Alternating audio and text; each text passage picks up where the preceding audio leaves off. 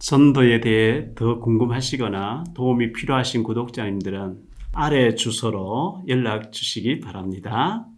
여러분 안녕하십니까? 박용배 TV의 박용배 목사입니다. 전도 때문에 생겨난 박용배 TV입니다. 미자립 교회 목사님들과 사모님 그리고 전도하고 싶은데 전도를 어떻게 하는지 몰라서 고민하시는 분들에게 많은 도움이 됐으면 좋겠습니다. 오늘은 사형장애에서의 5분의 시간 도스토옙스키에 대해서 좀 말씀을 드리려고 합니다. 러시아의 대표 작가인 도스토옙스키라는 사람이 있었는데요. 이 사람은 1821년 11월 11일 날 모스크바에서 태어났죠. 그리고 1881년 2월 9일에 죽었는데요. 그의 학력은 상트페테르부르크 공병사관학교를 나왔습니다. 그의 부친은 의사였고 의사의 둘째 아들로 태어났습니다. 어려서부터 문학을 좋아하며 자랐고요. 16세에 상트페테르부르크 공병사관학교에 들어가서 공부하였고 졸업 후에는 공병국에 근무를 하면서 직장 생활을 하였으나 실증을 느껴서 1년 만에 퇴직하였습니다. 그의 첫 작품은 1846년도 16세 때 발표한 가난한 사람들이라고 하는 소설이었습니다. 그리고 곧 이어서 분신, 주부, 백야 등의 작품들을 연달아 발표하는 아주 천재적인 작가였습니다. 1849년 정부를 비방하는 반체제 인사들이 모이는 지하의 개혁 모임에 가담하였다가 체포됩니다. 당시 차르 니콜라스 1세는 여러 지하의 조직들에게 스파이를 심어두었고 정부를 비판하는 자들을 체포하고 유배를 보내곤 하였습니다. 도스토옙스키도 23명과 함께 동시에 체포되어 가지고 8개월의 감옥 생활을 한 후에 형을 선고받기 위하여 공개 재판석에 서 있었는데 대부분의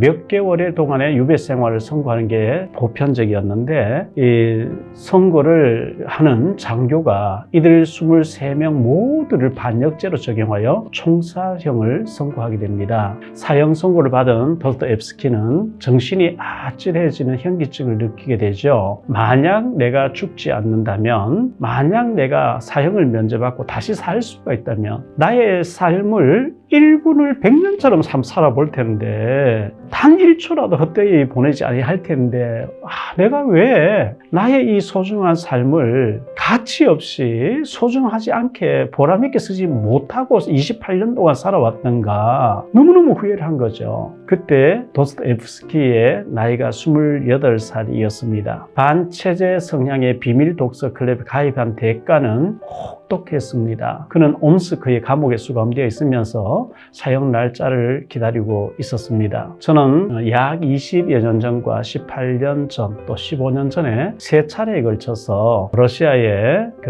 노보시비리스크라는 곳과 옴스크에 가서 전도 세미나를 3번 인도하고 온 적이 있습니다. 겨울에는 그곳에 가면 영하 30도, 40도, 50도까지 막 내려가는 곳입니다. 엄청난 추운 지역이죠. 드디어 이 도스토옙스키가 교수대에 서게 됐습니다. 추위에 덜덜 떨면서 죽음이라는 그 두려움 속에서 교수대에 섰거든요. 옆에 두 사람과 함께 같이 결박된 상태였다고 합니다. 사형 집행관은 사형 선고 떨어지기 직전에 5분간의 죽음을 준비할 시간을 준다고 방송을 하는 겁니다. 그때 도스토옙스키는 같이 묶여있는 사형당하는 사람들에게 인사하는데 2분을 사용해야 되겠다 이렇게 마음속으로 생각하고요. 그리고 28년 동안 자기 인생을 돌아보는데 또 2분을 사용하고 남은 1분을 국가와 땅과 공기와 자연에 대하여 사용하고 그리고 죽어야 되겠다 이렇게 생각하고 나름대로 그런 생각을 정리하는데 벌써 2분이 지났다고 방송이 나오는 겁니다. 이제 3분이 남았습니다. 3분 후에 나는 과연 어디에 있단 말인가? 나는 왜 28년 동안에 그 귀한 세월들을 소중한 줄 모르고 헛되이 살아왔을까 하는 이런 후회가 막 확 언습해 오는 겁니다. 만약 혹시나 기적이 일어나서 내가 다시 한번 살 수 있는 기회가 주어진다면 정말 매 순간순간을 소중하고 값지게 멋지게 살 텐데 하면서 28년을 후회하면서 한탄하면서 눈물을 흘리면서 있는데 또 2분이 지나갔다고 카운트한 사람 소리가 들려왔습니다. 1분이 남았습니다. 사형 집행관들 총알을 탁 장전하는 찰칵하는 소리가 쫄쫄 쫙 나는 겁니다. 1분 남았는 데서 이제 막 덜덜 떨면서 1분 후에 내가 죽는 거구나 하고 죽음의 공포 속에서 몸서리를 치고 있을 때 그때 어디에선가 말발굽 소리가 요란하게 착착착 말이 달려오면서 소리를 지르는 게 들려오는 겁니다. 사형을 중지하라, 사형을 멈추어라. 차르의 특사였습니다. 차르는 사형을 중지하고 4년간 강제노역과 군복무를 명령한다는 정갈이었습니다. 죽음을 1분 남겨놓고 그런 살 수 있다고 하는 사형을 면제한다고 하는 그 기쁜 소식을 들었을 때 얼마나 그 감회의 눈물을 흘렸겠습니까? 그날은 마침 성탄절이었습니다. 모스크바에서 3,300km 떨어진 시베리아의 옴스크에서 수감 생활에서 사형은 면제받았지만 그 이후에 4년 동안 이제 고된 노동과 쥐가 들끓고 바퀴벌레와 벼룩이 가득한 그 감옥에서의 수감 생활을 하면서 죄수들끼리의 폭행과 또 맞아가 죽어나가는 사람들을 보면서 아, 지옥이 따로 없구나. 이게 바로 지옥이구나. 그는 150여 명의 죄수들과 4년간의 감옥 생활을 하면서 삶과 죽음이라는 인간의 내면 세계와 비애를 깊이 들여다보고 추록 후에는 명작을 남기는 창작의 원천을 감옥에서 가졌던 것입니다. 다윗이 사울 왕에게 10년 넘게 쫓겨다니면서 삶과 죽음의 문턱을 오르내리면서 철박하게 하나님을 찾고 하나님을 의지하였던 것이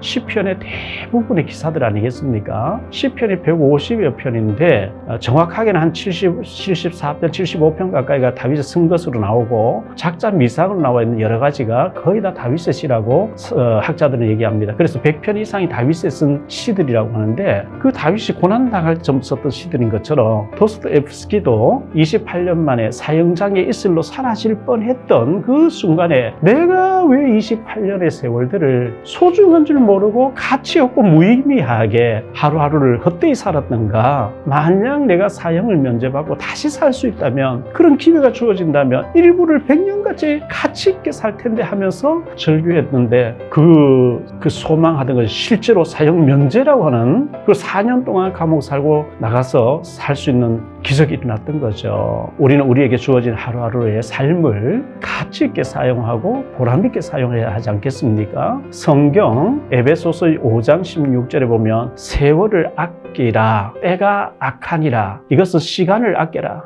너에게 주어진 시간을 아껴라. 우리는 시간을 쓰든 안 쓰든 흘러가게 돼 있습니다. 우리도 어느 날 주님 앞에 서야 됩니다. 그래서 세월을 아끼라, 때가 악하니라. 우리는 하루하루의 이 삶을 정말 잘 살아야 되겠고요. 오늘 하루를 어제 죽음을 맞이한 사람들에게는 그렇게도 하루를 더 살아보려고 싶어 해도 허락되지 않았던 소중한 하루가 아니겠습니까? 하나님께서 우리에게 선물로 주신 오늘이라는 이 하루를 성령 충만하게 그리스도를 누리면서 하나님께 영광 돌리는 하루를 살게 되시기를 정말 주의 이름으로 축복합니다. 마태복음 28장 20절에 보면 세상 끝날까지 우리 주님 그리스도께서 우리와 항상 함께 하시겠다고, 하늘과 땅의 모든 권세를 가지고 나와 함께 하시면서 나의 배경이 되어 주시겠다고 이렇게 약속하고 있는 거거든요. 그리스도를 24시 누리는 것을 성령 충만이라고 합니다. 염려, 근심, 걱정을 24시 누리지 마시고요. 그럼 심각한 우울증이나 스트레스로 인한 병이 옵니다. 24시 나와 함께 하신다는 이 그리스도를 누리시면 인생 작품이 될 수 있는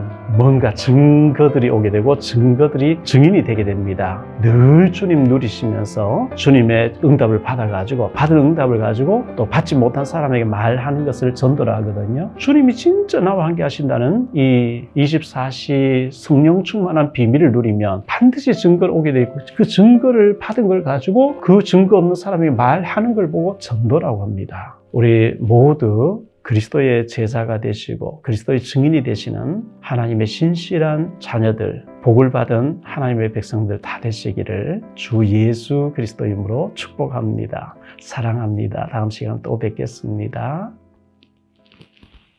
여러분의 구독과 좋아요, 알림 설정은 전도와 선교에 큰 도움이 됩니다.